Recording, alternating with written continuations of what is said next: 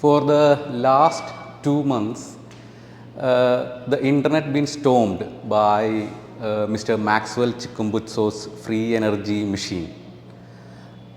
We are here to analyze the facts he presented in front of the world, and from his interviews and his claims here in this video. Again, we are not completely sure what he actually invented or he invented anything, but whatever the fact he presented in front of the world, we are trying to analyze it.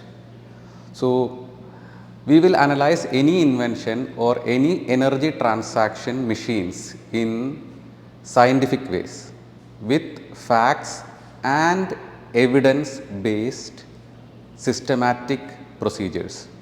Before going into anything related to Mr. Chikumbutso, let's consider what science say in free energy or any energy. Let me clearly say there are two types of machines that science say it is impossible to make, and they are called PMM1 and PMM2. PMM stands for perpetual motion machines.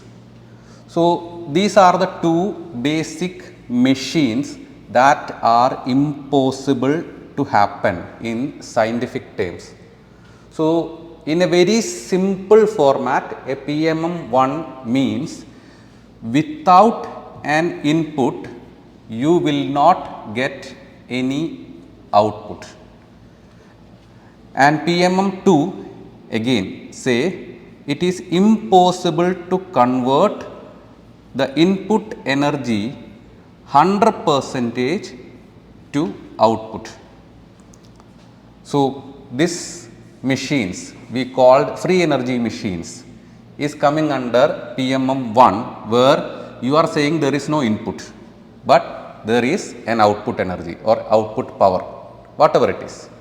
So, free energy machines comes under this category where you have no input but there is an output.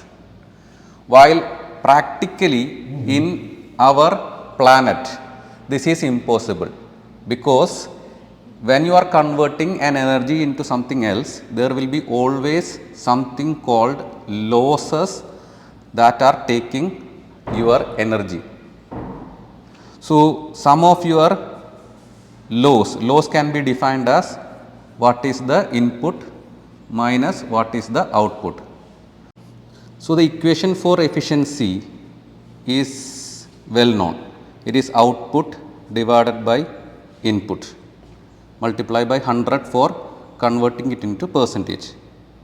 So, what is the percentage of output for a given input is what we call efficiency. And for an IC engine or ICE, we say 35% efficiency. Efficiency is around 35%, which means an engine can convert 35% of the fuel energy into mechanical power or mechanical energy, because engine is converting chemical energy into mechanical energy, and the efficiency of converting that is 35%, which also means nearly 65% is loss. You are losing 65% of energy in the process. So, this is what defines the PMM. So, if somebody claims that he can convert input 100% to an output, then you are simply saying I invented a PMM2 or perpetual motion machine of second kind. So, now we clearly understood that we do not have a machine that works without input energy, and you can not consider a machine that can convert any energy into 100% output. So, let us consider the Chikumbutso's claim. Chikumbutso says that there are multiple inventions. He says that as per his interviews I am saying, he is saying he is converting RF or radio frequency signals in the surrounding atmosphere into electricity.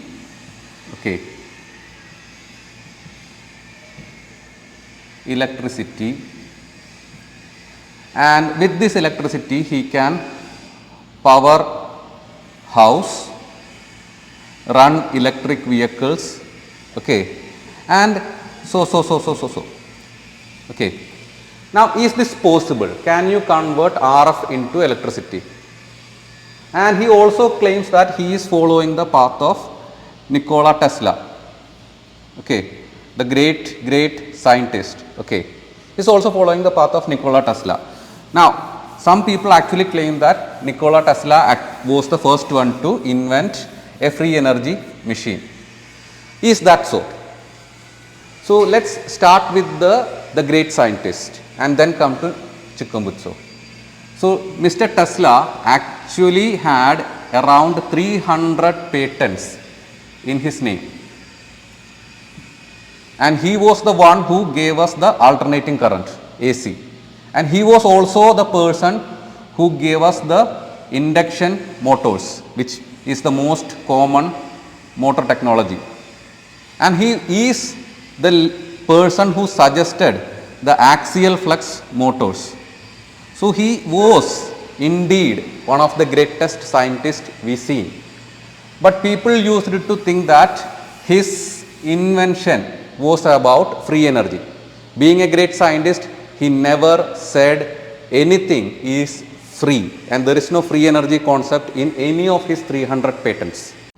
That is what his patent. So, this patent is all about radiant energy utilization apparatus. It is not free energy. There is no free energy, because we all know that, we studied that energy can neither be created nor be destroyed. It can only be transferred from one form to another form. So, that is the fundamental of any physics branch. Energy can neither be created nor be destroyed. So, if something is getting you for free, that does not mean it is born free, or it just start existing as a free energy. There will be some energy interaction, and since you are getting it for free, you can call it as free energy, but there is no free energy in the world. Everything had a cause. What people used to misunderstand is his Wardenclyffe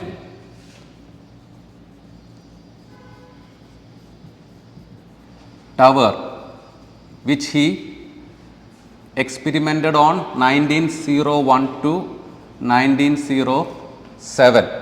This tower was based on not free energy, it is for the wireless transmission of energy. That is what this tower is all about. You can check that. The problem is people used to misunderstand that Tesla used to work on free energy. No, this was how to send electricity or energy without use of cables or wires. And the company that supported or sponsored him, everybody at least heard about it. The famous JP Morgan was the company that sponsored Tesla for this tower experiment, and in and around present day terms, $600,000 in present day was spent on this tower at that time, but eventually this became a financially not viable project and then shut down in 1917 and dismantled completely in 1917. Since we are making sure Tesla hasn't invented, or Tesla never worked on free energy, being a very big scientist and a person who believed in science, he never believed in free energy. Let us come to chikumbutso and RF. Is this technology even possible? Can you convert RF waves into electricity? The answer is yes. You can convert RF waves into electricity, and that is what we called RFEH. It is called radio frequency energy harvesters. You can search. Radio frequency energy harvesters are available in this planet. But what is the issue? So, since we already understood radio frequency can be converted into electricity, why it is not very common? Why can't we get a very high energy production? And the reason is, what is your input energy? So, this is what we started with the PMM. What is your input? And with respect to your input only, you can create an output. So, RF waves are very weak in power. So, normally if you take an RF wave, there are two types of RF waves. One is called cosmic, that means radio frequencies coming out of the space. Second is man-made.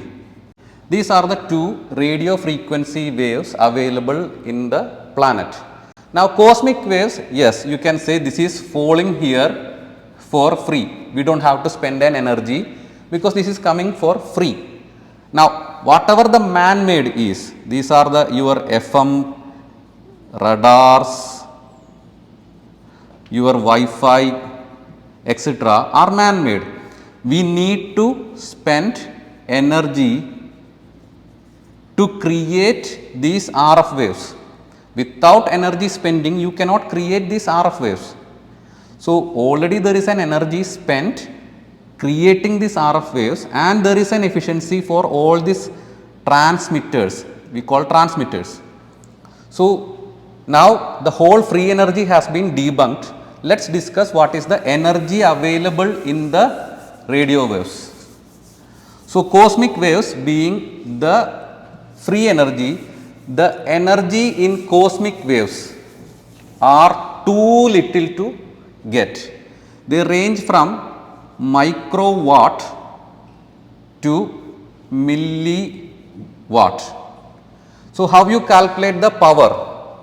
You calculate the power in 1 meter into or 1 meter by 1 meter square, and how much radiation falls in this is the calculation. So, the power of this will be watt per square meter or watt per meter square.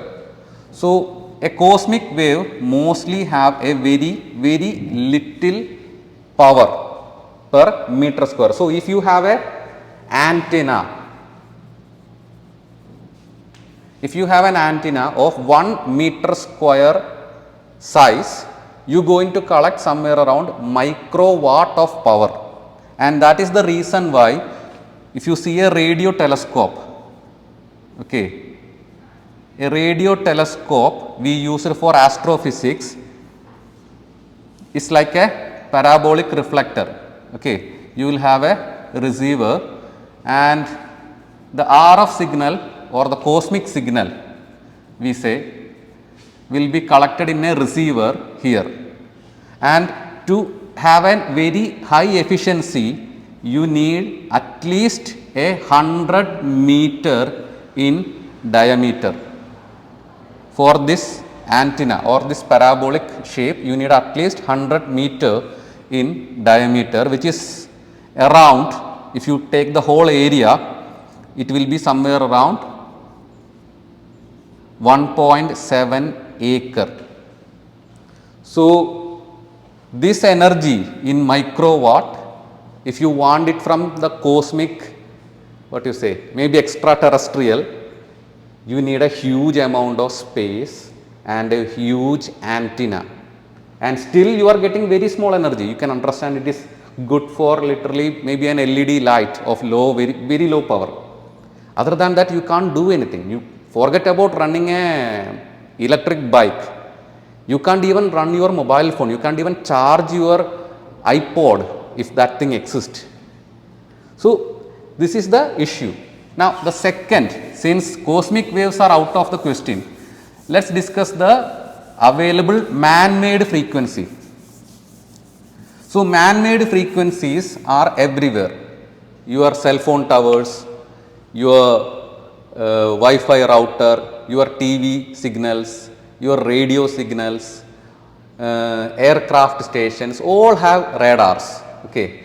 Radars are basically radio detection and ranging. So, this RA stands for radio waves, but in order to have a radar, you need to supply the radar with electricity. So, you are spending an energy here to create an energy. So, this energy comes from this. So, there is no free energy in the first place. Now, how much energy you can get, and this is what the RF EH or RF energy harvesters do. Now, there are researches happening in MIT for energy harvesters. Also, companies like Powercast, you can search the website. Powercast is a company that developing this kind of RFEH, but the problem is this is still very low power applications.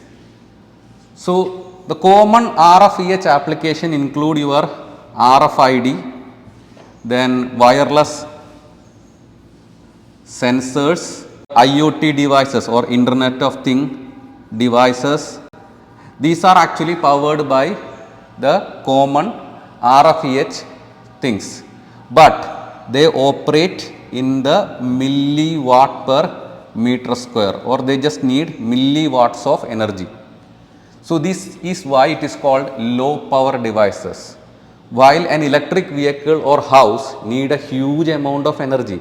You just can't think that you can scale this RFEH and then power your entire house, because the RF radio frequency, just like any other electromagnetic waves we are having, is dependent upon what is the distance between the transmitter and the receiver antenna, because you receive the RF from the antenna and then you convert this energy into electricity. This is what you do. This energy has to be transmitted by someone, and since from the time of Marconi we calculated what is the power available in the radio frequency signals, because it is very necessary. If you are a engineer who works in a radio towers or setting up radio towers or radio stations, you will have something called radio frequency energy meter, which measure what is the amount of energy your radio frequency waves carry in a particular area. Now, we are actually manipulating this radio frequency energy meter into something possibly powering the system, but in order to make sure this work, you always need a secondary energy, which is in the form of a capacitor, charged capacitor, or a battery. So, any of this secondary energy is needed to start the system, and then only it can harvest this transmitted energy and convert it into electricity. The common problem is this transmitted energy collected by antenna is in milliwatt. So, this small amount of electricity is what you are getting. For driving a lowest amount of electric scooter, you at least need 250 watt. This much amount of electricity is minimum needed for you to propel a 75 kilogram scooter, and this is where the whole problem with chikumbutso is. So, if you understand all this concept, it's good, it's well and good. You can always search for this. You don't have to believe me for whatever I see. That's not the scientific temperament. So, what Mr. Chikumbutso, Maxwell Chikumbutso say, he is collecting RF radio frequency or RF waves and converting it into electricity to power his electric vehicle called Seith. I believe this is the correct spelling. So, this vehicle is going to travel as per his claim 220 kilometer per hour. So, just consider how much energy. So, if you saw the bike, it is like a sports bike. So, at least you consider with a person that vehicle is going to weigh 200 kilogram. Okay, this vehicle is going to weigh 200 kilograms, and to propel 200 kilogram into 220 kilometer per hour, you need a huge amount of energy. At least you will need a 40 kilowatt or more energy, kilowatt. So, that is 40,000 watt. So, this much amount of energy you need to propel a vehicle at this speed, and that too from radio frequency. So, I do not know how Mr. Chikumbutso designed a very compact vehicle that can collect a huge amount of RF waves which comes in milliwatt and then produce this much amount of energy, because as per the physics, input will be always greater than output. You cannot have otherwise. Okay, sorry. So, as per Mr. Chikumbutso's claim, his input is less than that of output.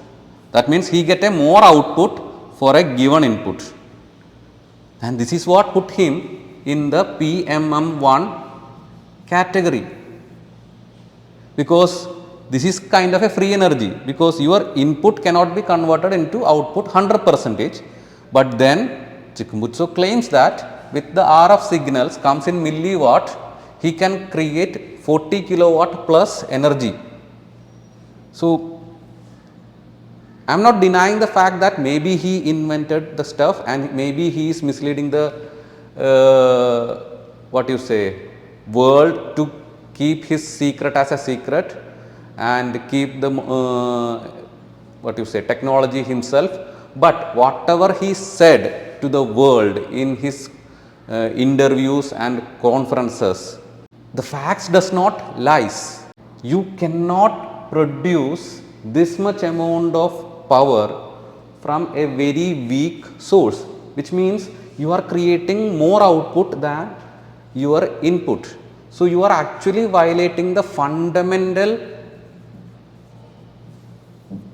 principles.